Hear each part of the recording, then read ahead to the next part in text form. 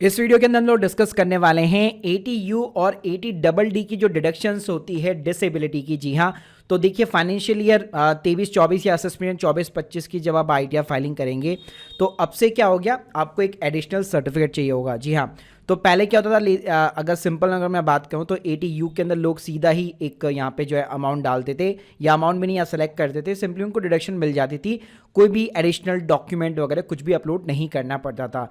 लेकिन अब से आप देखोगे तो यहाँ पे आपको फॉर्म 10IA मिलेगा। जी हाँ, तो यहाँ पे ध्यान रखिएगा, ये 10IEA नहीं है, न्यू टैक्स सिस्टम का वो नहीं है, ये अलग से फॉर्म है जो आपको फाइल करना पड़ेगा। तो ये फॉर्म भाई होता क्या है, फाइल कैसे होता है, ये जो आप डिडक्शंस ले रहे हो काफ़ी ज़्यादा सेंसिटिव है, आपको नोटिस भी यहाँ पे मिल सकता है।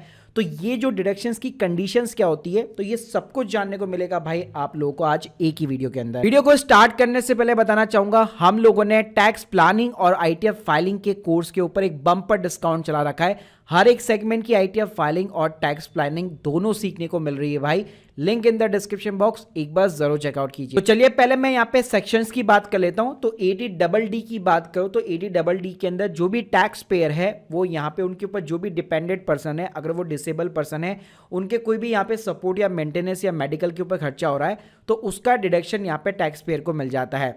तो ध्यान रखिएगा, ATDD जो है खुद के लिए नहीं है, यानी आप अगर खुद डिसेबल है तो उस केस में ATU आपके ऊपर एप्लीकेबल होगा, लेकिन आपके ऊपर आपकी फैमिली मेंबर में कोई डिसेबल पर्सन है जिसका आप खर्चा उठा रहे हैं तो ATDD के अंदर आप डिडक्शन क्लेम कर सकते हो। तो इसके अंदर नॉर्मल सी कंडीशंस ये होती है कि बेसिकली एक तो अगर आपने ATU खुद के लिए ले रखा है तो आप ये वाला सेक्शन यूज नहीं कर पाओगे। उसके अलावा जो इंडिविजुअल टैक्स पेयर है और HUF है वही ले सकते हैं, और इसके अंदर स्पाउस हो गया, चिल्ड्रन हो गया, पेरेंट्स हो गया, ब्रदर एंड सिस्टर हो गया, ये सारे शामिल होते हैं। इसमें मेंटेनेंस के साथ में अगर लेट सपोज आपने कोई इंश्योरेंस स्कीम भी ले रखी है जिसके अंदर मान लीजिए जो आपके ऊपर जो डिपेंडेंट पर्सन है उसको मेंटेनेंस का पैसा वगैरह मिलता रहेगा, तो वो चीजें भी डेफिनेटली यहाँ पे आप डिडक्शन क्लेम कर सकते हो। इसके अंदर देखिए, अगर मैं मोटी मोटी डिडक्शंस की बात करूँ तो यहाँ पे लिमिट्स की बात करूँ तो अगर डिसेबल पर्सन मोर देन 40% है और लेस देन 80% है तो 75,000 है। डिसेबिलिटी यहाँ पे जो है 80% प्लस है तो 1,25,000 रुपए की फ्लैट डिडक्शन देखने को मिल जाती है। डिसेबिलिटी की बात करो तो भाई इसमें मेंटल इलनेस हो गए, हियरिंग इंपेयरमेंट हो गया, उसके बाद ऑटिज्म हो गया, लोको मोटर डिसेबिलिटी वगैरह, यानी ये सारी मोस्टली चीजें शामिल होती है। और बाकायदा आपको एक मेडिकल डॉक्यूमेंट यहाँ पे फॉर्म 10IA करके बनाना पड़ता है। तो देखिए स्क्रीन के सामने आप देख सकते हैं इस टाइप का एक सर्टिफिकेट होता है जिसके ऊपर बाकायदा आपको डॉक्टर के सिग्नेचर वगैरह चाहिए होते हैं। वैसे तो ये लोग पहले भी क्रिएट करके रखते थे, लेकिन अब से गवर्नमेंट ने ये प्रोसेस कर दिया कि आप ये जो फॉर्म 10IA यहाँ पे ऑफलाइन जो यहाँ पे आप क्रिएट कर रहे हैं उसको आपको ऑनलाइन जो है अपलोड भी करना पड़ेगा। तो भाई ये आप किसी भी एक न्यूरोलॉजिस्ट से बना सकते हैं जो कि एक तरह से MD की जिसके पास में डिग्री हो, या फिर गवर्नमेंट हॉस्पिटल के अंदर जो सिविल सर्जन है या फिर चीफ मेडिकल ऑफिसर है उनसे आप बनवा सकते हो। ATU के अंदर भाई अगर मैं लिमिट्स की बात करूं तो वहां पे बेसिकली डिपेंडेंट की जगह वो खुद के लिए आप यहाँ पे एलिजिबल हो, खुद के लिए आप वो क्लेम कर सकते हो।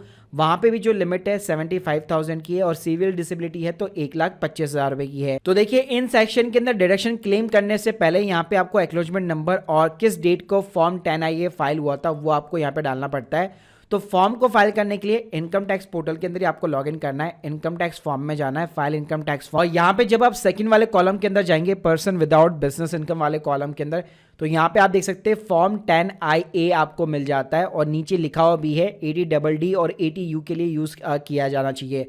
तो यहाँ पे आपको सिंपली फाइल नाउ बटन पे क्लिक करना है, अपना असेसमेंट ईयर सेलेक्ट करना है, कंटिन्यू बटन पे क्लिक करना है, और ध्यान रखिएगा हर साल भाई फाइल करना पड़ेगा, ऐसा नहीं है कि एक साल कर दिया तो काम चल जाएगा। लेट्स गेट स्टार्टेड बटन पे क्लिक करना है।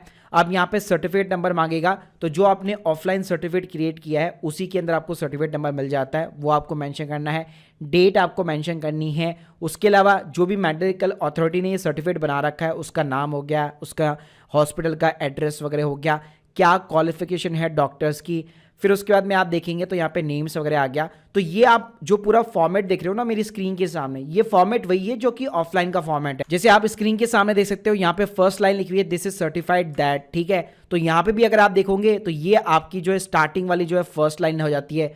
फिर उसके बाद में सेकंड लाइन लिखी हुई है द कंडीशन इज, तो यहाँ पे भी आप देख सकते हो द कंडीशन इज। तो यहाँ पे ये जो ऑफलाइन फॉर्म जो आपने फिलअप किया हुआ है, जो आपने साइन कराया हुआ है अथॉरिटी से, डिट्टो उसी को आपको यहाँ पे कॉपी पेस्ट करना है। और फिर अगर आप नीचे देखेंगे तो यहाँ पे ना आपको एक अपलोड का सेक्शन मिलने वाला है, तो जो ऑफलाइन आपने प्रिपेयर किया है ना उसी की स्कैन कॉपी यहाँ पे आपको अटैच करनी है और इस फॉर्म को बकायदा एक आधार ओटीपी के साथ में आपको सबमिट कराना है। और भाई सबमिट कराने के बाद में ही यहाँ पे आपको प्रॉपर एक्नॉलेजमेंट वगैरह नंबर वगैरह देखने को मिल जाता है और इसी एक्नॉलेजमेंट नंबर और जिस डेट को आपने फाइल किया वो डेट आपको आईटीआर में डालनी है, तभी जाके 80DD और 80U की डिडक्शन आप ले पाओगे। So guys hope you like this video. अब आप लोगों को पता लग गया होगा कि इन दोनों सेंसिटिव डिडक्शंस को लेने के लिए अब से आपको प्रॉपर सर्टिफिकेट चाहिए।